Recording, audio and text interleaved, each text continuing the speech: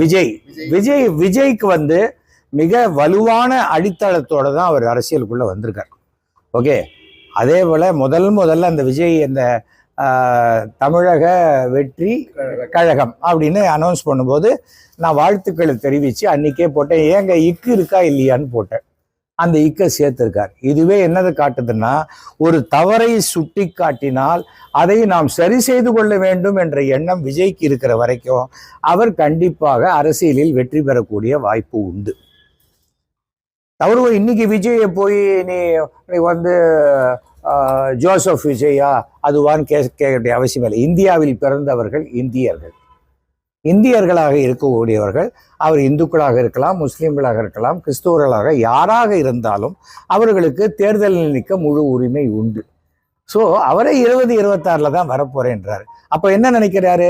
இன்னும் தன்னுடைய அடித்தளத்தை மிக